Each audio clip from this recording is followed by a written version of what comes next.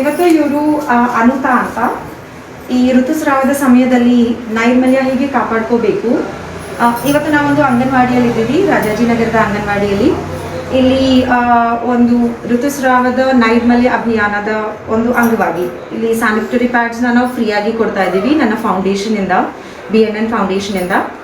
ಅದರ ಜೊತೆ ಇಲ್ಲಿನ ಮಹಿಳೆಯರಿಗೆ ಸ್ವಚ್ಛತೆ ಹೇಗೆ ಕಾಪಾಡ್ಕೋಬೇಕು ಋತುಸ್ರಾವದ ಸಮಯದಲ್ಲಿ ಇದರ ಬಗ್ಗೆ, ಮತ್ತು ಋತುಸ್ರಾವದ ಒಂದು ತಿಂಗಳ ಪೂರ್ತಿ ಸೈಕಲಲ್ಲಿ ಮಹಿಳೆಯರಲ್ಲಿ ಯಾವ ಯಾವ ಬದಲಾವಣೆ ಆಗುತ್ತೆ, ಯಾವ ಪೌಷ್ಟಿಕ ಆಹಾರ ತಗೋಬೇಕು ಇದ್ರ ಬಗ್ಗೆ, ಮತ್ತು ಸ್ವಚ್ಛತೆ ಹೇಗೆ ಕಾಪಾಡ್ಕೋಬೇಕು ಅನ್ನೋದ್ರ ಬಗ್ಗೆ ಅನುತಾ ಅವರು ಕ್ಲಾಸ್ ತಗೋತಾರೆ. She is a trainer. Bela ಅನ್ನುವಂತಹ ಒಂದು ಕಂಪನಿಯಿಂದ ಅವರು ಟ್ರೈನರ್ ಆಗಿರೋದು. ಅದ್ರ ಜೊತೆ ಈ ನೈರ್ಮಲ್ಯತೆ ಯಾಕೆ ಕಾಪಾಡ್ಕೋಬೇಕಂದ್ರೆ, ಈ ಗರ್ಭಕಂಠದ ಒಂದು ಕ್ಯಾನ್ಸರ್ ಏನು ಬರುತ್ತೆ, ಮತ್ತು ಮಾತೃ ಮರಣ ಏನಾಗುತ್ತೆ, ಮೆಟರ್ನಲ್ ಮೋರ್ಟಾಲಿಟಿ ಅಂದರೆ ಮಗು ಹುಟ್ಟಿದಾಗ ಏನು ತಾಯಂದಿರು ತೀರ್ಕೋತಾರೆ, ನಮ್ಮ ದೇಶದಲ್ಲಿ ಸ್ವಲ್ಪ ಜಾಸ್ತಿ ಇದೆ. ಇದಕ್ಕೆ ಮೇಜರ್ ಕಾಂಟ್ರಿಬ್ಯೂಟ್ ಆಗೋದೇನೆ ನಾವು ಋತುಸ್ರಾವದ ಸಮಯದಲ್ಲಿ, ಅಂದರೆ ಒಂದು 12-13 ವರ್ಷದ ಹೆಣ್ಮಕ್ಳು ಅಲ್ಲಿಂದ ಒಂದು ಶುಚಿತ್ವ ಕಾಪಾಡ್ಕೊಳ್ಳದೆ ಬಂದಿರೋದು ಆಗೋದ್ರಿಂದ, ಶುಚಿತ್ವ ಕಾಪಾಡ್ಕೊಂಡಿಲ್ಲ ಅಂದರೆ ಬೇರೆ ಬೇರೆ ರೀತಿಯ ಕಾಯಿಲೆಗಳು ಬರುತ್ತೆ. ಇವರ ಕಂಪನಿಯಿಂದ ಅವರು ಹೀಗೆ ಅಭಿಯಾನನ ಮಾಡ್ತಾ ಇದ್ದಾರಂತೆ. ನಾನು ಅವ್ರನ್ನ ಕರೆಸ್ತೀನಿ ನಮ್ಮ ಫೌಂಡೇಶನಿಗೆ ಬಂದು ಮಾತಾಡಿ ಅಂತ. ಇದಾದಮೇಲೆ ಫ್ರೀ ಸ್ಯಾನಿಟರಿ ಪ್ಯಾಡ್ಸ್ ಡಿಸ್ಟ್ರಿಬ್ಯೂಟ್ ಮಾಡ್ತಾ ಇದ್ದೀವಿ. From now Anuta will take over. So ನಮಸ್ಕಾರ, ನಾನು ಮಾಸ್ ತೆಗಿಬೋದಾ? ಓಕೆ. ಸೊ ನಮಸ್ಕಾರ ಎಲ್ಲರಿಗೂ. ನೀವು ವಾಪಸ್ ಹೇಳ್ಬೇಕು ನನಗೆ. Okay, that's the energy. So ಇವಾಗ ಎಸ್ ಮೇಡಮ್ ಹೇಳಿದಂಗೆ, ಎಸ್ ಮೇಡಮ್ ಹೇಳಿದಂಗೆ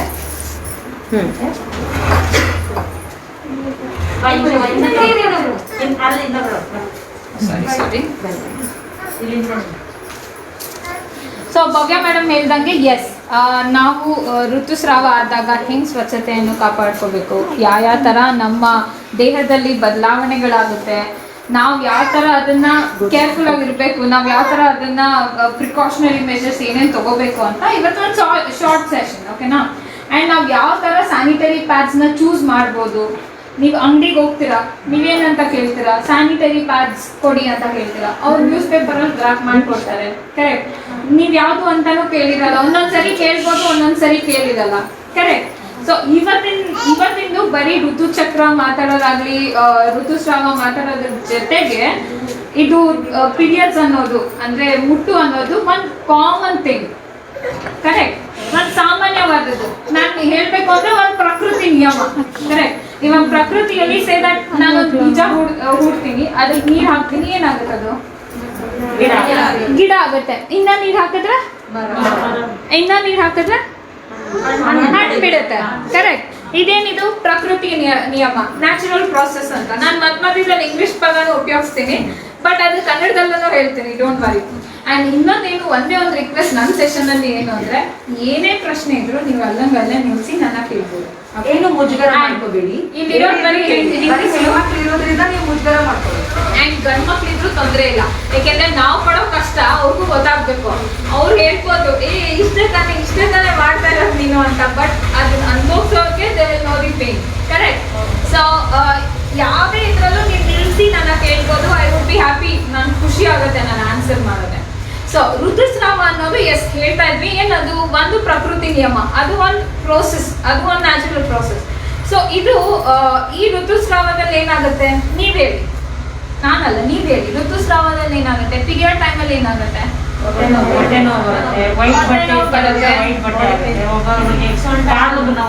ಕಾಲ್ ನೋವು ಬರುತ್ತೆ, ಸೊಂಟ ನೋವು ಬರುತ್ತೆ, ಆಮೇಲೆ ಬೆನ್ನು ನೋವು ಬರುತ್ತೆ, ಕರೆಕ್ಟ್. ಇದೆಲ್ಲ ಬರುತ್ತೆ ಅಲ್ವಾ, ಕಾಮನ್ ಥಿಂಗ್. ಸೊ ಈ ಋತುಸ್ರಾವದಲ್ಲಿ ಎಕ್ಸಾಕ್ಟ್ಲಿ ಇದೆಲ್ಲ ಆಗಕ್ಕೆ ಏನ್ ರೀಸನ್, ಕಾರಣ ಏನು? ರಕ್ತಸ್ರಾವ ಆಗ್ತಾ ಇರುತ್ತೆ. ಸೊ ನಮ್ಮ ಯೂಟ್ರಸ್ ಇಂದ, ನಮ್ಮ ಯೋನಿಯಿಂದ, ನಮ್ಮ ವಚೈನಾ ಇಂದ ರಕ್ತಸ್ರಾವ ಆಗುತ್ತೆ, ಕರೆಕ್ಟ್. ಸೊ ಇದು ಯಾವಾಗ ಆಗುತ್ತೆ?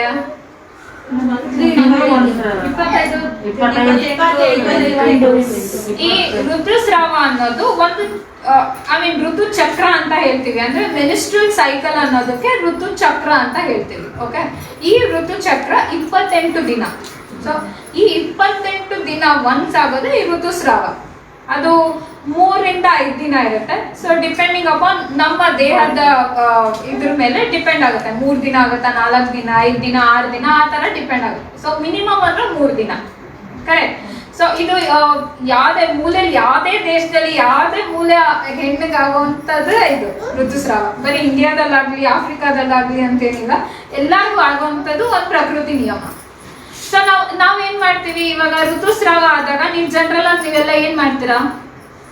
ಪೀರಿಯಡ್ಸ್ ಆದಾಗ ಏನ್ ಮಾಡ್ತೀರಾ?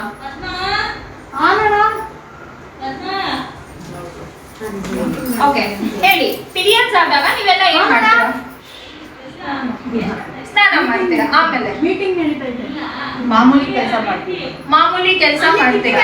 ಸೊ ಎಷ್ಟೊಂದ್ ಜನ ಇವಾಗ್ಲೂನು ಅಡಿಗೆ ಮನೆಗೆ ಹೋಗಲ್ಲ, ದೇವ್ರ ಮನೆಗೆ ಹೋಗಲ್ಲ.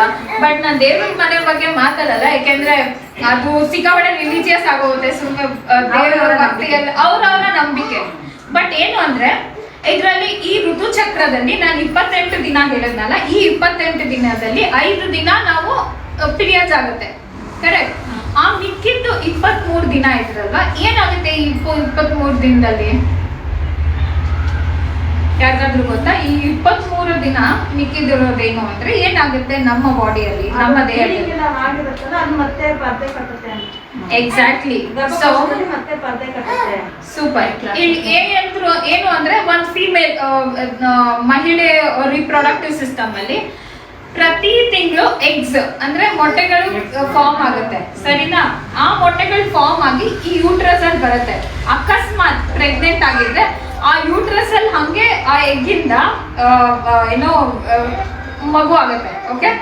But when it comes to pregnant ಆಗದೆ ಇರೋರ್ಗೆ ಏನಾಗುತ್ತೆ, ಆ ಎಗ್ಗು ಹಂಗೆ ಬರ್ಸ್ಟ್ ಆಗಿ ಅದು ಆಚೆ in the form of periods ಅಲ್ಲಿ ಆಚೆ ಬರುತ್ತೆ.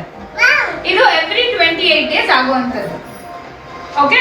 ಸೊ ಈ 5 ದಿನ ಬಿಟ್ಟು ಮಿಕ್ಕಿದ 23 ದಿನಾನು ಎಗ್ಗು ಫಾರ್ಮ್ ಆಗಿ ಟ್ರಾವೆಲ್ ಆಗಿ ಅಲ್ಲಿಂದ ಯೂಟ್ರಸ್ ಬಂದು ಅಲ್ಲಿ ಪ್ರೆಗ್ನೆಂಟ್ ಆದ್ರೆ ಮಾತ್ರ ಅಲ್ಲಿರುತ್ತೆ, ಇಲ್ಲ ಅಂದ್ರೆ ಆಚೆ ಬರುತ್ತೆ, ಸರಿನಾ? ಸೊ ಜನರಲ್ ಆಗಿ ಈ ಟ್ರಾವೆಲ್ ಮಾಡೋಕೆ ಹೇಳೋ ಟೈಮ್ ಹೆಸರು ಓವ್ಯುಲೇಷನ್ ಅಂತ.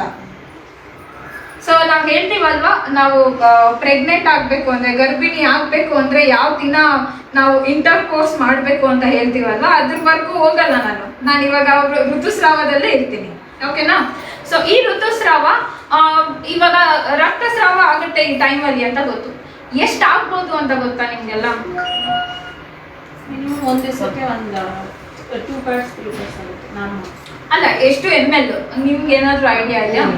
ಸೊ ನಾವು ಸ್ಯಾನಿಟರಿ ನ್ಯಾಪ್ಕಿನ್ಸ್ ಯಾವ ತರ ಚೂಸ್ ಮಾಡ್ತೀರಾ, ಯಾವ ತರ ಕೊಂಡ್ಕೋತೀರಾ ಸ್ಯಾನಿಟರಿ ನ್ಯಾಪ್ಕಿನ್ಸ್? ಸೊ ನೀವೆಲ್ಲ ಶಾಪಿಂಗ್ ಎಲ್ಲಿ ಹೋಗ್ತೀರಾ ಹೇಳಿ? ಐ ಮೀನ್ ನಂಗೆ ಗೊತ್ತು, ನೀವೆಲ್ಲ ಶಾಪಿಂಗು ಇಲ್ಲಿ ಜನರಲ್ ಸ್ಟೋರ್ ಇರುತ್ತೆ, ಅಲ್ಲಿ ಹೋಗಿ ಶಾಪ್ ಮಾಡ್ಕೊಂಡು ಬರ್ತೀರಾ. ಮೆಡಿಕಲ್ ಸ್ಟೋರ್ ಹೋಗಿ ಶಾಪ್ ಮಾಡ್ಕೊಂಡು ಬರ್ತೀರಾ. ಸೊ ನೀವು ಹೋಗ್ತೀರಾ ಮೆಡಿಕಲ್ ಸ್ಟೋರ್ ಅಲ್ಲಿ, ಸರ್ 1 ಪ್ಯಾಚ್ ಕೊಡಿ ಅಂತ ಕೇಳ್ತೀರಾ. ಸೊ ಅವ್ರು ಏನ್ ಮಾಡ್ತಾರೆ, ಯಾವ್ದು ಅಂತ ಕೇಳ್ತಾರ? ಒಬ್ಬೊಬ್ರು ಕೇಳ್ತಾರೆ, ಒಬ್ಬೊಬ್ರು ಏನ್ ಹೇಳ್ತಾರೆ, ಸುಮ್ಮನೆ ಪ್ಯಾಕ್ ಮಾಡಿ ಕೊಡ್ತಾರೆ. ಸೊ ಆಕ್ಚುಲಿ ನಮಗೂ ಮುಜುಗರ, ಅವ್ರಿಗೂ ಮುಜುಗರ ಕೊಡಕ್ಕೆ. ನಾನು ಈ ಕ್ವಶನ್ ಎಲ್ಲಾರ್ಗೂ ಕೇಳ್ತೀನಿ, ಪ್ರತಿಯೊಂದು ಸೆಷನ್ ಅಲ್ಲೂ ಕೇಳ್ತೀನಿ. ನನಗೆ ಓಕೆ, ಅವ್ರಿಗೆ ಮುಜುಗರ ಓಕೆ, ನಮಗ್ ಯಾಕೆ ಮುಜುಗರ ಅಂತ. ನಾವು ಪ್ಯಾಡ್ಸ್ ನ ಆಕ್ಚುಲಿ ನಾನು ಹೇಳ್ಬೇಕು ಅಂದ್ರೆ, ನಾನು ಸ್ಕೂಲಲ್ಲಿ ಇದ್ದಾಗ ಮೇ ಬಿ ನಾನು ನನ್ನ ಫಸ್ಟ್ ಪೀರಿಯಡ್ ಆದ್ಮೇಲೆ ನಾನು ಯಾರಾದ್ರೂ ಅಮ್ಮ ತಂದ್ಕೊಡೋರು ಅಲ್ವಾ, ಅಮ್ಮ ತಂದ್ಕೊಡೋರು. ಅಮ್ಮನೂ ಅಷ್ಟೇ ಆ ನ್ಯೂಸ್ ಪೇಪರ್ ಅಲ್ಲಿ ವ್ರಾಪ್ ಮಾಡಿ ಬ್ಯಾಗಲ್ಲಿ ಇಟ್ಕೊಂಡು ಒಳ್ಳೆ ನಾವು ಏನೋ ಕಳ್ತನ ಮಾಡಿದೀವೇನೋ ಅಂತಿಂದ ಅನ್ನೋ ರೇಂಜ್ ತಂದ್ಕೊಡೋರು. ಕರೆಕ್ಟ್, ಹೌದಾ ಅಲ್ವಾ? ಸೊ ನಾನ್ ಕೇಳೋದೇನು ಅಂದ್ರೆ, ಓಕೆ ಅವ್ರಿಗೆ ಮುಜುಗರ, ಅವ್ರಿಗೆ ಅದ್ರ ಬಗ್ಗೆ ಗೊತ್ತಿಲ್ಲ, ಓಕೆ ಒಪ್ಕೋತೀವಿ. ನಾವು ಅದನ್ನ ಅನ್ಭವಿಸ್ತಾ ಇಲ್ಲ, ನಾವು ಅದಕ್ಕೆ ಬರ್ತಾ ಇದೆ. ಸೊ ನಮಗೇನೋ ಮುಜುಗರ. ನಾನ್ ಪ್ರತಿಯೊಂದು ಸೆಷನ್ ಅಲ್ಲೂ ಹೇಳ್ತೀನಿ, ಯಾರಾದ್ರೂ ನೀವು ಪ್ಯಾಡ್ಸ್ ಹೋಗಿ ತಗೋಬೇಕಾದ್ರೆ ನ್ಯೂಸ್ ಪೇಪರ್ ಅಲ್ಲಿ ವ್ರಾಪ್ ಮಾಡಿದ್ರೆ ಬೇಡ ಅಂತ ಹೇಳಿ ಓಪನ್ ಆಗಿ ಇಟ್ಕೊಂಡ್ ಬನ್ನಿ. It's a product. ಅದೇನು ಅಂದ್ರೆ ನಾವು ಹಾಕೊಳ್ಳೋ ಸೋಪು, ಶಾಂಪೂ ಎಷ್ಟೊಂದು ಯೂಸ್ ಮಾಡ್ತಿರ್ತಾನೆ, ಫೇರ್ ಅಂಡ್ ಲವ್ಲಿ ಕ್ರೀಮ್ ಎಷ್ಟೊಂದು ಯೂಸ್ ಮಾಡ್ತಿರ್ತಾನೆ. ಇದು ಯಾಕೆ ಮಾತ್ರ ಸಪ್ರೇಟ್ ಆಗಿ ವ್ರಾಪ್ ಮಾಡ್ಕೊಂಡು ಬರ್ಬೇಕು? ಕರೆಕ್ಟ್. ನಾವ್ ಆಕ್ಚುಲಿ ಯಾವ ತರ ಯೋಚನೆ ಮಾಡ್ತೀವೋ ಎದುರುಗಡೆ ಇರೋರು ಹಂಗೆ ಯೋಚನೆ ಮಾಡ್ತಾರೆ. ನಾವು ಅಯ್ಯೋ ನಮ್ ಮುಜುಗರ ಆಗುತ್ತೆ, ನಾನು ವ್ರಾಪ್ ಮಾಡ್ಕೊಂಡು ತಗೊಂಡ್ ಬರ್ಬೇಕು ಅಂದ್ರೆ ಎದುರುಗಡೆಯವರು ಹಂಗೆ ಯೋಚನೆ ಮಾಡ್ತಾರೆ. ಸೊ ಸ್ಟಾರ್ಟ್ ಫ್ರಮ್ ಯು, ನಿಮ್ಮಿಂದ ಶುರು ಆಗ್ಲಿ. Sanitary sanitary pads is an open product. ಎಲ್ಲರೂ ಯೂಸ್ ಮಾಡಬೇಕು, ನಾನು ಯೂಸ್ ಮಾಡಬೇಕು, ಅವರು ಯೂಸ್ ಮಾಡ್ಬೇಕು, ನೀವು ಯೂಸ್ ಮಾಡಬೇಕು. ಹೌದಾ ಅಲ್ವಾ? ಸೊ ನಾವು ಅದನ್ನ ಮುಜುಗರ ಪಡ್ಕೋಬೇಕಾಗಿಲ್ಲ. ಇದು ಒಂದು ಪ್ರಕೃತಿ ನಿಯಮ, ಎಲ್ಲರಿಗೂ ಸಾಮಾನ್ಯವಾದದ್ದು, ಎಲ್ಲರಿಗೂ ಬರೋದು ಸಾಮಾನ್ಯವಾದದ್ದು. ಕರೆಕ್ಟ್. ಸೊ ನಾನು ಪ್ರತಿಯೊಂದು ಸೆಷನ್ ಅಲ್ಲೂ ಮಾತಾಡ್ತೀನಿ. ಬಟ್ ಏನಂತಾರೆ, ಚಿಕ್ಕ ಹುಡುಗಿರು ಅರೌಂಡ್ 12-13 ವರ್ಷ, ಈ ವರ್ಷ ಮಾಡಿಲ್ಲ ಅಂತ ಅನ್ಕೊಳ್ಳಿ, ಬಟ್ ಹಿಂದಿನ ವರ್ಷ ಎಲ್ಲ ಮಾಡಿದಾಗ ಅವರು ಅಕ್ಕ ಮನೇಲಿ ಅಮ್ಮ ಹೇಳಿದ್ರು, ಅದು ಏನೋ ನನಗೆ ಈ ಪೀರಿಯಡ್ಸ್ ಆದಾಗ ನಾನು ಮನೆಯಿಂದ ಆಚೆ ಬರಬಾರ್ದು, ಸ್ಕೂಲ್ಗೆ ಹೋಗ್ಬಾರ್ದು, ಅಥವಾ ನಾನು ಅಡುಗೆ ಮನೆಗೆ ಬರಬಾರ್ದು, ಅಡುಗೆ ಮಾಡಬಾರ್ದು, ಅಥವಾ ನಾನು ಪೂಜೆ ಮಾಡಬಾರ್ದು, ಇಷ್ಟನ್ನೆಲ್ಲ ಅಮ್ಮ ಹೇಳ್ಕೊಡ್ತಾರೆ ಅಂತ ಹೇಳಿದ್ರು. ಸೊ ನಾನು ಮೊನ್ನೆ ಒಂದು ಹೇಳ್ತೀನಿ, ಓಕೆ ಪೂಜೆ ಮಾಡೋದು ಬಿಡೋದು ಅದು ನಿಮ್ಮ ನಂಬಿಕೆ ಬಿಟ್ಟಿದ್ದು, ಬಟ್ ಸ್ಕೂಲ್ಗೆ ಹೋಗ್ಬಾರ್ದು ಅನ್ನೋದು, ಏನೋ ನಿಮ್ಮ ದಿನನಿತ್ಯ ಕಾರ್ಯಗಳನ್ನ ಸ್ಟಾಪ್ ಮಾಡೋದು ಋತುಸ್ರಾವದಿಂದ ಇಟ್ಸ್ ಅಬ್ಸಲ್ಯೂಟ್ಲಿ ರಾಂಗ್. ಅರ್ಥ ಆಯ್ತಾ? ಸೊ ನಾನೇನ್ ಹೇಳೋದು ಅಂದ್ರೆ ಇದು ಸಾಮಾನ್ಯವಾದದ್ದು, ಪ್ರತಿಯೊಂದು ಮಹಿಳೆಗೂ ಆಗುವಂಥದ್ದು. ಕರೆಕ್ಟ್. ಇವಾಗ ನೆಕ್ಸ್ಟ್ ಒನ್ ಹೋಗ್ತೀನಿ. ಏನೇನು ಈ ಋತುಸ್ರಾವದಲ್ಲಿ ಏನೇನು ಆಗ್ಬೋದು, ನಮ್ಮ ದೇಹದಲ್ಲಿ ಏನೇನು ಬದಲಾವಣೆಗಳಾಗ್ಬೋದು? ಒಂದು ನೀವು ಹೇಳಿದ್ರಿ ಸೊಂಟ ನೋವು, ಬೆನ್ನು ನೋವು, ಆಮೇಲೆ ಹೊಟ್ಟೆ ನೋವು. ಹೊಟ್ಟೆ ನೋವಲ್ಲ, ಇದು ದಿಸ್ ಇಸ್ ಹೊಟ್ಟೆ. Okay, this is abdomen. ಕೆಳ ಹೊಟ್ಟೆ. ಆಮೇಲೆ ಮೊಣಕಾಲು ನೋವು, ಆಮೇಲೆ ಈ ಮೂಡ್ ಸ್ವಿಂಗ್ಸ್ ಅಂತ ಗೊತ್ತಾ ನಿಮ್ಗೆ? ಅಂದ್ರೆ ಬೇಗ ಹೋಗೋಲ್ಲ,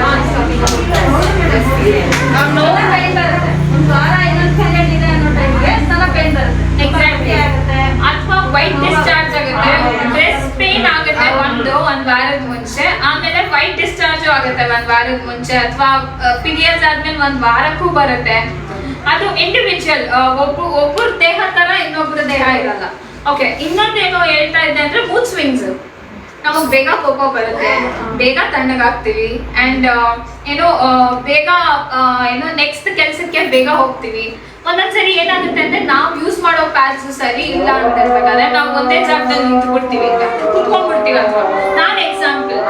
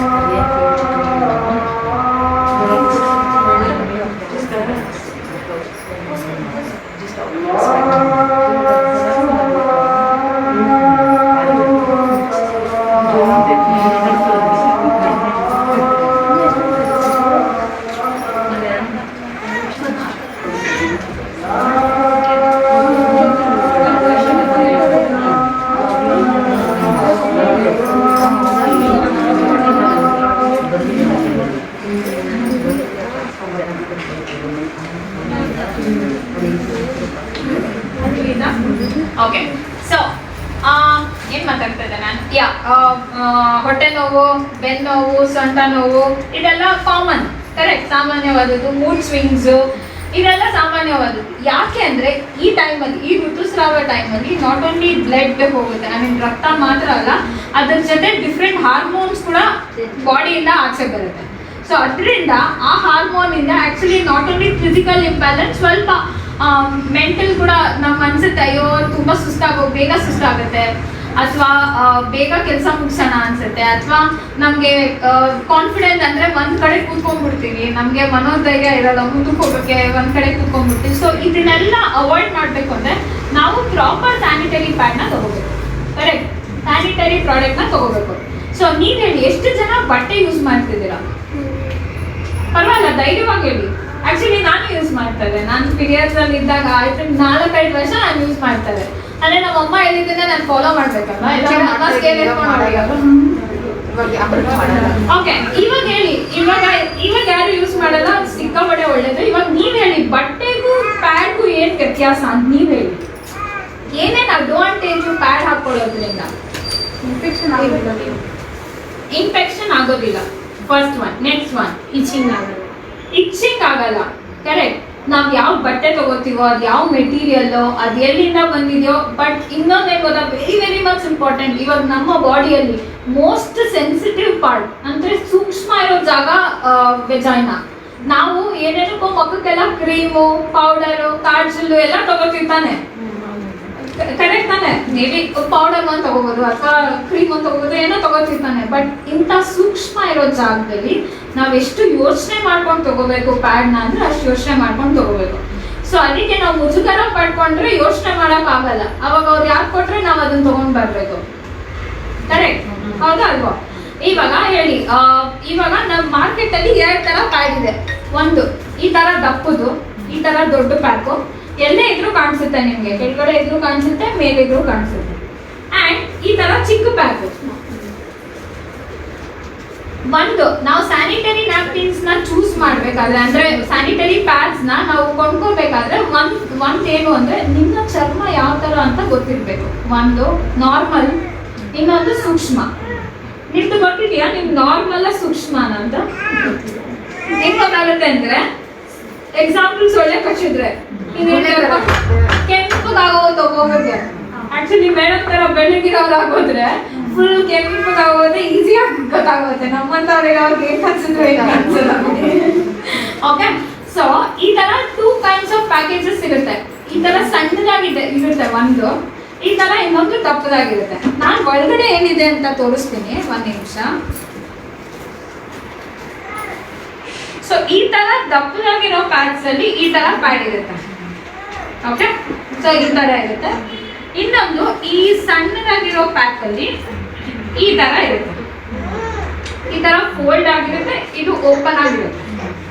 ಓಕೆನಾ? ಇವಾಗ ಇದನ್ನ ಓಪನ್ ಮಾಡ್ತೀನಿ.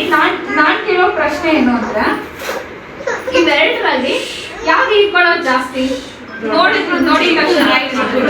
ಇದು ಅದಂಗೆ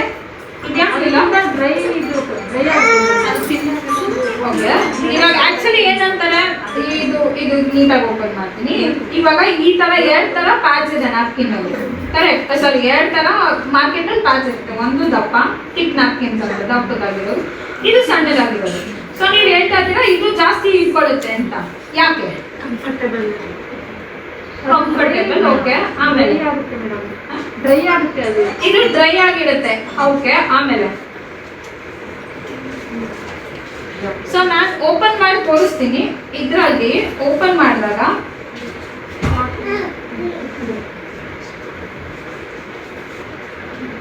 ಸೊ ಇದು ಓಪನ್ ಮಾಡಿ ನೋಡಿದಾಗ ಈ ತರ ಇರುತ್ತೆ.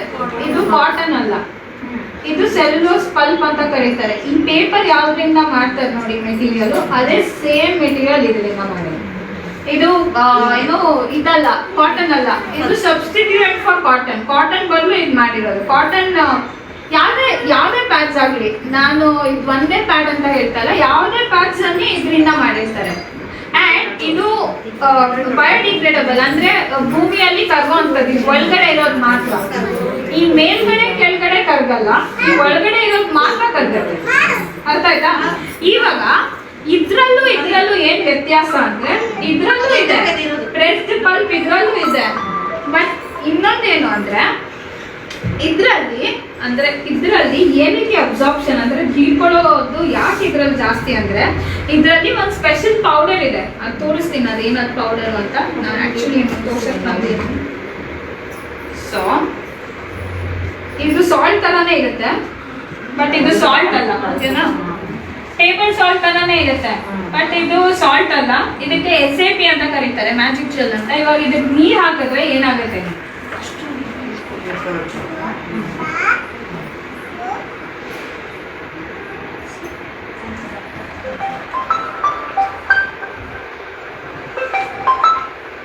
ಓಕೆ, ಇವಾಗ ಈ ತರ ಹೀರ್ಕೊಂಡ್ಬಿಡುತ್ತೆ ಅಂಡ್ ಈ ತರ ಜೆಲ್ ಆಗುತ್ತೆ ಇದು. ಇದೇನ್ ಮಾಡಿದ್ರು ಬರಲ್ಲ ಅನ್ಸುತ್ತೆ. ಸೊ ಅದಕ್ಕೆ ಈ ತರ ಪೌಡರು ಇದ್ರಲ್ಲಿರುತ್ತೆ, ಅರ್ಥ ಆಯ್ತಾ? ಇದರಲ್ಲಿ ಇರೋದಿಲ್ಲ. ಆ್ಯಂಡ್ ಇದು ನಾನು ಇದೇ ಸ್ಪೆಸಿಫಿಕ್ ನೋಡಿ, ಒಬ್ಬೊಬ್ರಿಗೆ ಒಂದೊಂದು ಥರ ಇಷ್ಟ. ಒಬ್ಬೊಬ್ರಿಗೆ ಇದು 4 ರಿಂದ 5 ಅವರ್ ಚೇಂಜ್ ಮಾಡಿ, ಯಾವುದೇ ಪ್ಯಾಡ್ಸ್ ಹಾಕೊಳ್ಳಿ ಮ್ಯಾಕ್ಸಿಮಮ್ 8 ಅವರ್ಸ್ ಹಾಕೋಬೇಕಷ್ಟೇ. ಅಂದರೆ 8 ಗಂಟೆ ಮಾತ್ರ ಯೂಸ್ ಮಾಡಬೇಕು, ಅದಕ್ಕಿಂತ ಜಾಸ್ತಿ ಅಲ್ಲ. ಅರ್ಥ ಆಯ್ತಾ? ಸೊ ಈ ಪ್ಯಾಡ್ ಆದರೂ ಹಾಕೊಳ್ಳಿ, ಈ ಪ್ಯಾಡ್ ಆದರೂ ಹಾಕೊಳ್ಳಿ 8 ಅವರ್. ಯಾಕೆ ಅಂದರೆ ಇದು ಈ ಪಾರ್ಟ್ ಇದೆ ಅಲ್ವಾ, ಈ ಪಾರ್ಟ್ ಆಫ್ ದಿ ನ್ಯಾಪ್ಕಿನ್ ಇದೇ ನಮ್ಮ ಇಂಟಿಮೇಟ್ ಏರಿಯಾ ಕಾಂಟ್ಯಾಕ್ಟಲ್ಲಿ ಇರೋದು. ನೀವು ಎಷ್ಟೇ ಉದ್ದದ ನ್ಯಾಪ್ಕಿನ್ ಹಾಕೊಂಡ್ರು ಇದು ಕಂಟಿನ್ಯೂಸ್ ಕಾಂಟ್ಯಾಕ್ಟಲ್ಲಿ ಇರುತ್ತೆ, ಕಂಟಿನ್ಯೂಸ್ ಟಚಲ್ಲಿ ಇರುತ್ತೆ. ಸೊ ಇದು ಚೇಂಜ್ ಆಗಬೇಕು ಸೆಂಟರ್ ಪಾರ್ಟ್, ಆವಾಗ ನ್ಯಾಪ್ಕಿನ್ನೇ ಚೇಂಜ್ ಮಾಡಬೇಕು. 8 ಅವರ್ ಮಾತ್ರ ಇದು ಆದ್ರೂ. ಅರ್ಥ ಆಯ್ತಾ?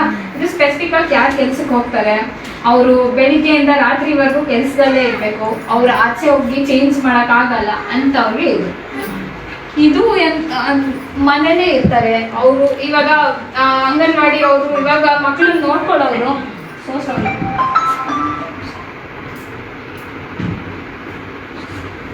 ಅಂಗನವಾಡಿ ಅವರು ಮಕ್ಕಳು ನೋಡ್ಕೊಳ್ಳೋರು ಇಲ್ಲೇ ಇರ್ಬೋದು, ಚೇಂಜ್ ಮಾಡೋ ಫೆಸಿಲಿಟಿ ಸಿಗುತ್ತೆ ಅಂಥವ್ರಿಗೆ ಈ ಥರ ಪ್ಯಾಡ್ಸ್. ಆ್ಯಂಡ್ ನೆಕ್ಸ್ಟ್ ಏನು ಅಂದರೆ ಇದು ಇನ್ನೊಂದೇನು ಅಂದರೆ, ನಾನು ಆವಾಗಲೇ ಕೇಳ್ತಾ ಇದ್ದೆ ಎಷ್ಟು ರಕ್ತ ಹೋಗ್ಬೋದು ನಮ್ಮ ಹುಟ್ಟ ಸಮಯದಲ್ಲಿ ಅಂದರೆ ಎಲ್ಲ ದಿನ ಸೇರಿ 100 ml ವರೆಗೂನೇ ಹೋಗೋದು. ಅಂದರೆ ಈ ಇದರಲ್ಲಿ ಇಷ್ಟೇ ಹೋಗೋದು, ಈ ಇದರಲ್ಲಿ ಇಷ್ಟೇ 100 ml, up to 100 ml maximum, ಅಂದರೆ ಪೂರಾ 100 ml. ಸೊ ನಾವು ಯಾವ ಥರ ಪ್ಯಾಡ್ಸನ್ನು ಚೂಸ್ ಮಾಡಬೇಕು ಅಂದರೆ, ನಮ್ಗೆ ಏನು ಅನ್ಸುತ್ತೆ ಅಂದರೆ ಅದು ಹೀರ್ಕೊಳ್ಳೋದ್ರಿಂದ ಅಯ್ಯೋ ಜಾಸ್ತಿ ಹೋಗ್ತಾ ಇದೆಯೇನೋ ಅಂತ ಅನ್ಸುತ್ತೆ. ಬಟ್ ಅದು ಬರೀ ಸ್ಮಾಲ್ ಡ್ರಾಪ್ಸ್ ಆಗಿ ಬರೀ 100 ml ವರೆಗೂ ಮಾತ್ರ ಹೋಗುತ್ತೆ.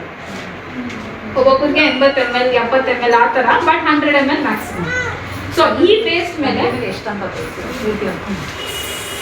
100 ಬೆರಳಿಟ್ಟಿದಾರಲ್ಲ ಅಷ್ಟು ಎಕ್ಸಾಕ್ಟ್ಲಿ. ಅದಕ್ಕೆ ಯಾಕೆ ಗೊತ್ತಾ ಹಂಗ ಅನ್ಸೋದು, ಯಾಕೆಂದ್ರೆ ನಾವೆಲ್ಲೂ ಏನೋ ರಕ್ತ ಎಲ್ಲೂ ಹೊರಗಡೆ ಹೋಗ್ತಲ್ಲ, ಪ್ಯಾಡಲ್ಲೇ ಹೀರ್ಕೋತಾ ಇರುತ್ತೆ, ಅದಕ್ಕೆ ಹಂಗೆ ಜಾಸ್ತಿ ಹೋಗುತ್ತೆ ಅಂತ ಅನ್ಸುತ್ತೆ. ದಿನಕ್ಕೆ 30 ml ಹೋದ್ರೆ ಅದು ಜಾಸ್ತಿ.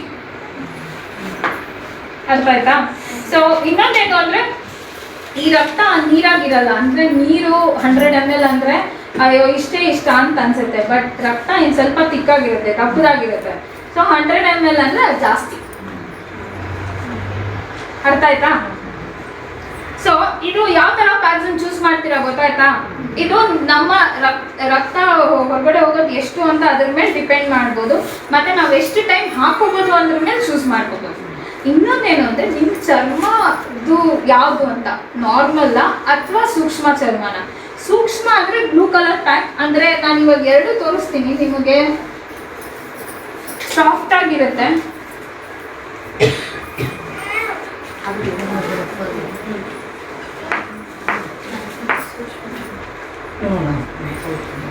ನಿಮಗೆ ಸಾಫ್ಟ್ ಡ್ರೈ ಡಿಫ್ರೆನ್ಸ್ ಗೊತ್ತಾಗುತ್ತೆ. ಓಕೆ, ಸಾಫ್ಟ್ ಡ್ರೈ ಡಿಫ್ರೆನ್ಸ್ ಗೊತ್ತಾಗಿದಾಗ ನಿಮಗೆ ವೆರಿ ಈಸಿ.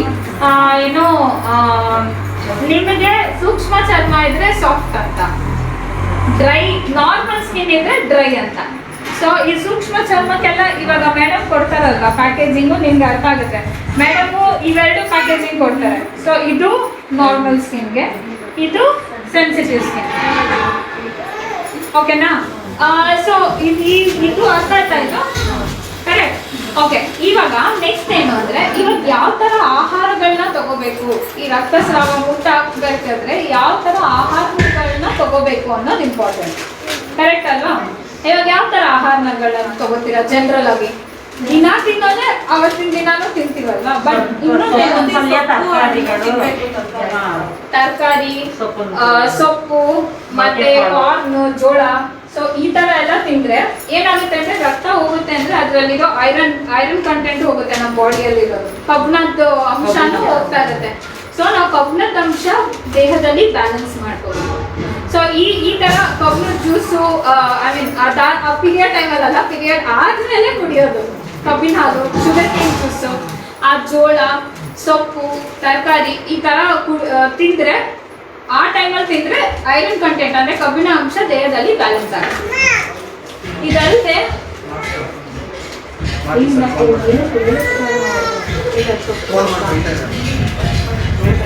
ಓಕೆ, ಸೊ ಇವಾಗ ನಾನು ಹೇಳೋದು ಕೇಳಿಸ್ತಿದ್ಯಾ?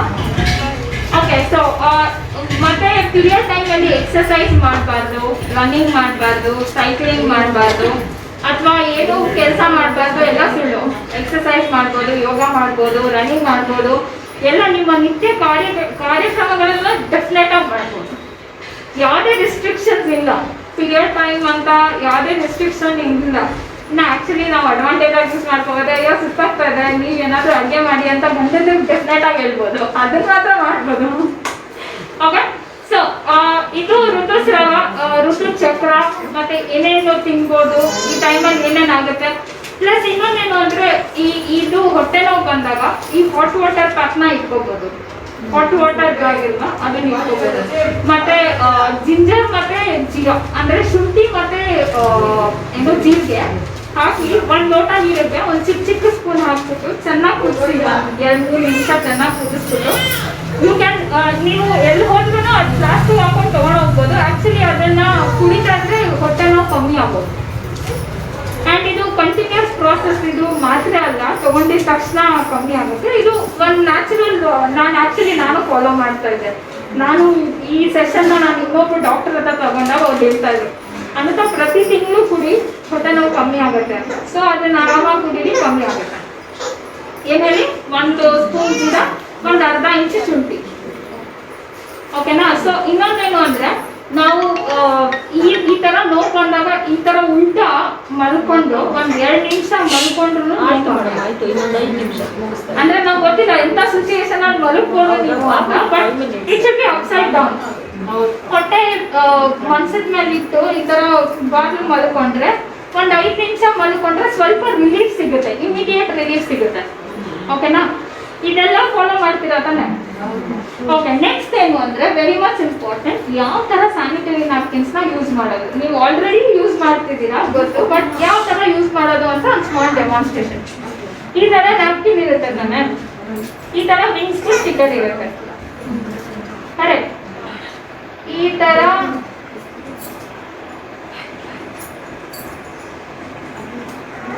ಸ್ಟಿಕ್ಕರ್ಸ್ ತೆಗೆದ್ಬಿಟ್ಟು ಸೇ ದಟ್ ಇದು ಮದ್ದಿದ್ದು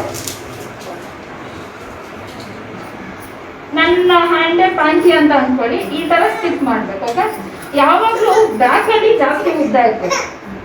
ಓಕೆ, ಸೊ ಈ ತರ ವಿಂಗ್ಸ್ ಇರುತ್ತಲ್ವಾ, ವಿಂಗ್ಸ್ ಯಾವಾಗಲೂ ಮೇಲ್ಗಡೆ ಇರಬೇಕು, ಸೊ ದಟ್ ಬ್ಯಾಕ್ ಅಲ್ಲಿ ಜಾಸ್ತಿ ಉದ್ದ ಇರುತ್ತೆ. ಓಕೆ, ನನ್ನ ಹ್ಯಾಂಡಿಗೆ ಸರಿಯಾಗಿ ಸ್ಟಿಕ್ ಆಗಲ್ಲ, ಡೋಂಟ್ ಮೈಂಡ್. ಮತ್ತೆ ವಿಂಗ್ಸ್ ಈ ತರ ಸ್ಟಿಕ್ ಮಾಡ್ಬೇಕು. ವಿಂಗ್ಸ್ ಏನಕ್ಕಿರೋದು? ಸೊ ಯಾವುದೇ ತರ ಮೂವ್ ಆಗಬಾರ್ದು. ಆಕ್ಚುಲಿ ನಾವು ಮೂವ್ ಆದ್ರೂ ಪ್ಯಾಡ್ ಮೂವ್ ಆಗಬಾರ್ದು ಅಂತ ಈ ವಿಂಗ್ಸ್ ಇರೋದು. ಕರೆಕ್ಟ್? ಇದು ನೋಡಿ ಪ್ರಾಪರ್ ಪ್ಲೇಸ್ಮೆಂಟ್ ಆಗುತ್ತೆ. ಕರೆಕ್ಟ್? ಇವಾಗ ಯಾವ ತರ ಡಿಸ್ಪೋಸ್ ಮಾಡೋದು, ಯಾವ ತರ ಎಸೆಯೋದು, ವೆರಿ ಮಚ್ ಇಂಪಾರ್ಟೆಂಟ್. ಯಾವ ತರ ಎಸಿತೀರಾ? Very good. ಪೇಪರ್ ಸುತ್ತೋಕ್ಕಿಂತ ಮುಂಚೆ ಏನ್ ಮಾಡ್ತೀರಾ? ಏನಕ್ಕೆ? ಓಕೆ, ಒಂದೇ ಅಂತ ಹೇಳಿ. ಇವಾಗ ನೀವು ಬಿಟ್ಬಿಡಿ, ಪ್ಯಾಚ್ ಕತೆ ಬಿಟ್ಬಿಡಿ. ಇವಾಗ ತರಕಾರಿ ಹೇಳೋಣ. ತರಕಾರಿ ಏನೋ ಒದ್ದೆ ಇರೋ ತರಕಾರಿ ಕೆಟ್ಟದ ಅಥವಾ ಡ್ರೈ ಆಗಿರೋ ತರಕಾರಿ ಕೆಟ್ಟದ? ಆಕ್ಚುಲಿ ಏನೇ ಒದ್ದೆ ಇದ್ರು ಅದು ಬೇಗ ಇನ್ಫೆಕ್ಷನ್ ಆಗೋ ಚಾನ್ಸಸ್ ಜಾಸ್ತಿ ಇರುತ್ತೆ. ಕರೆಕ್ಟ್? ಇದು ಆಲ್ರೆಡಿ ಒದ್ದೆ ಆಗಿದೆ, ಅರ್ಥ ಆಯ್ತಾ? ಇನ್ನೂ ಏನಕ್ಕೆ ಒದ್ದೆ ಮಾಡ್ತಿದ್ದೀರಾ? ನಾನು ಹೇಳೋದು ಅರ್ಥ ಆಗ್ತಿದ್ಯಾ? ನಾನು ಏನು ಅಂದ್ರೆ ಇದು ವಾಶ್ ಮಾಡೋ ನೆಸೆಸಿಟಿ ಇಲ್ಲ. ಇದು ಬಟ್ಟೆ ಆಗಿದ್ರೆ ವಾಶ್ ಮಾಡಿ ಒಣಗಾಕಿ ಆಮೇಲೆ ಡ್ರೈ ಮಾಡಿ ಅಂತ ಇರ್ತಾ ಇದೆ. ಇದು ವಾಶ್ ಮಾಡೋ ನೆಸೆಸಿಟಿ ಇಲ್ಲ. ಇದು ಬರೀ ಈ ತರ ಸ್ಟಿಕ್ ಮಾಡ್ಕೊಳ್ಳೋದು. ಏನ್ ಮಾಡ್ಬೇಕು ಅಂದ್ರೆ ಈ ತರ ಫಸ್ಟ್ ಗ್ರೀನ್ಸ್ ಒಳಗಡೆ ಹಾಕಿ, ಓಕೆ, ಮೇಲ್ಗಡೆಯಿಂದ ವ್ರಾಪ್ ಮಾಡ್ಬೋದು. ಓಕೆ, ಈ ತರ ವ್ರಾಪ್ ಮಾಡಿ ಈ ತರ ವ್ರಾಪ್ ಮಾಡ್ಬಿಟ್ಟು ನ್ಯೂಸ್ ಪೇಪರ್ ಅಲ್ಲಿ ಸುತ್ತಿ ಬಿಸಾಕೋದು ಅಷ್ಟೇ. ಬೇರೆ ಇದನ್ನ ವಾಶ್ ಮಾಡೋ ನೆಸೆಸಿಟಿನೂ ಇಲ್ಲ, ಏನು ನೆಸೆಸಿಟಿ ಇಲ್ಲ. ವಾಶ್ ಮಾಡಿದಾಗ ಏನಾಗುತ್ತೆ, ಒಳಗಡೆ ಇರೋ ಕಂಟೆಂಟ್ಸ್ ಎಲ್ಲ ಹೊರಗಡೆ. ಆವಾಗ ಇನ್ನ ನಾವು ಎಷ್ಟು ಸ್ವಚ್ಛತೆಯನ್ನು ಕಾಪಾಡ್ತೀವಿ ನೀವೇ ಯೋಚನೆ ಮಾಡಿ. ಈ ತರನ ಹಾಕ್ಬಾರ್ದು. ಇದು ನ್ಯೂಸ್ ಪೇಪರ್ ಅಲ್ಲಿ ವ್ರಾಪ್ ಮಾಡಿ ಹಾಕ್ಬೇಕು. ನಾನು ಇದು ಸದ್ಯಕ್ಕೆ ಈ ತರ ನ್ಯಾಪ್ಕಿನ್ ಅಲ್ಲಿ ಹಿಂದೆನೇ ಇರುತ್ತೆ. ನಾನು ಇದನ್ನ ಸದ್ಯಕ್ಕೆ ಇದನ್ನ ತಗೊಂಡು ಈ ತರ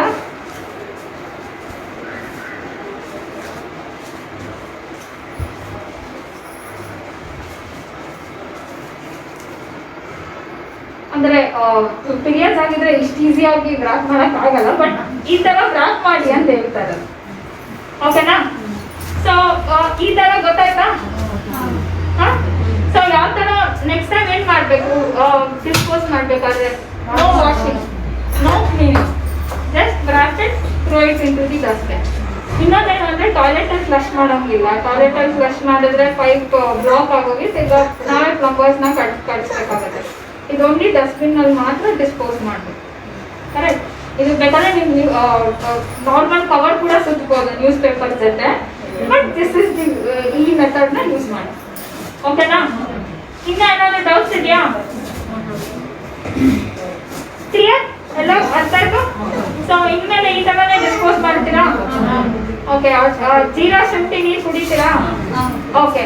ಸೊ ಏನೇ ಡೌಟ್ಸ್ ಇದ್ರು ನೀವು ನನಗೆ ಕೇಳ್ಬೋದು. ಇವಾಗ ನಾನು ಆನ್ಸರ್ ಮಾಡ್ತೀನಿ. ಸೊ ನಾನು ಹೇಳಿರೋ ಪ್ರಕಾರ ಮುಂಚೆ ಒಂದು ಸ್ಮಾಲ್ ಶಾರ್ಟ್ ಸಮರಿ, ಅದೇ ಸಾರಾಂಶ. ನಾನು ಹೇಳಿರೋ ಪ್ರಕಾರ ಋತುಚಕ್ರ ಅನ್ನೋದು ಒಂದು ಪ್ರಕೃತಿ ನಿಯಮ, ನ್ಯಾಚುರಲ್ ಪ್ರಾಸೆಸ್, ಎಲ್ಲ ಮಹಿಳೆಗೂ ಆಗುವಂಥದ್ದು. ಓಕೆ, ಕನ್ನಡ ಅರ್ಥ ಆಗಲ್ಲ, ಡ್ರಿಂಕ್ ಬಗ್ಗೆ ಹೇಳ್ಬೇಕಂತೆ. ಜೀರಾ, ಓಕೆ, ಇಂಗ್ಲಿಷ್ ಅಲ್ಲ. 1 small spoon of jeera and small half quarter inch of ginger. Okay, you put it, boil it for 2 to 3 minutes and then leave it, let it cool, and then you can just separate it and then you can drink it. Jeera and ginger. Okay, now so ನಾನು ಹೇಳಿರೋ ಪ್ರಕಾರ ಋತುಸ್ರಾವ ಅನ್ನೋದು ಒಂದು ಪ್ರಕೃತಿ ನಿಯಮ. So ಅದು ಪ್ರತಿಯೊಂದು ಮಹಿಳೆಗೂ ಆಗುವಂಥದ್ದು. ಸೊ ನಾವೆಲ್ಲ ಆಕ್ಚುಲಿ ತುಂಬಾ ಖುಷಿಯಾಗಿರ್ಬೇಕು, ಯಾಕೆಂದ್ರೆ ನಮಗ್ ಮಾತ್ರ ಮಕ್ಕಳು ಕೊಡೋ ಕೆಪಾಸಿಟಿ ದೇವರು ಕೊಟ್ಟಿರೋದು, ಗಂಡು ಮಕ್ಕಳು ಕೊಡೋಕ್ಕಾಗಲ್ಲ. ಸೊ ಅದಕ್ಕೋಸ್ಕರ ನಾವು ನೀವು ಹೇಳಿ ಯೋಚನೆ ಮಾಡಿ, ನಾವು ಹೇಳ್ತಾ ಇರ್ತೀವಲ್ವ, ಗಂಡು ಮಕ್ಕಳು ಒಂದು ಚಿಕ್ಕ ಎಳೆಯಪ್ಪ ಇಲ್ಲೋ ಗಾಯ ಆದ್ರೆ ಅವ್ರಿಗೆ ಅದನ್ನ ತಡ್ಕೊಳಕ್ಕಾಗಲ್ಲ. ನಾವು ಹೆರಿಗೆ ಆಗ್ಬೇಕಾದ್ರೆ, ಮಗುನ ಹಡಿಬೇಕಾದ್ರೆ ನಾವು ಅದಕ್ಕಿಂತ 100 times ಜಾಸ್ತಿ ನೋವನ್ನ ನಾವು ಅನುಭವಿಸಿರ್ತೀವಿ. ಕರೆಕ್ಟ್? ಸೊ ನಾವು ಆಕ್ಚುಲಿ ಗಂಡು ಮಕ್ಳಿಗಿಂತ ನಾವು ಫಿಸಿಕಲಿ ಸ್ಟ್ರಾಂಗ್, ಹೌದಾ ಅಲ್ವಾ?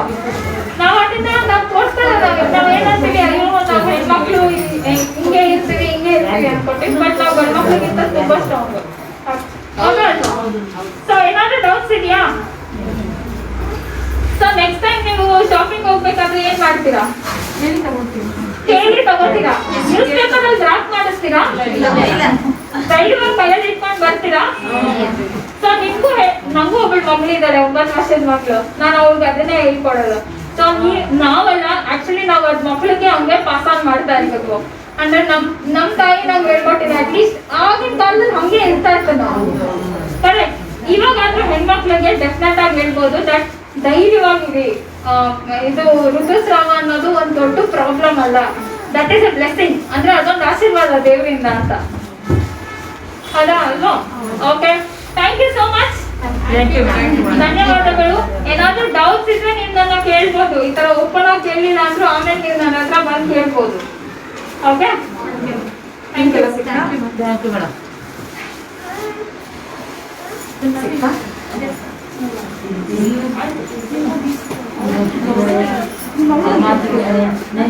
Thank you so much. Thank you. Thank you. Nice to meet you.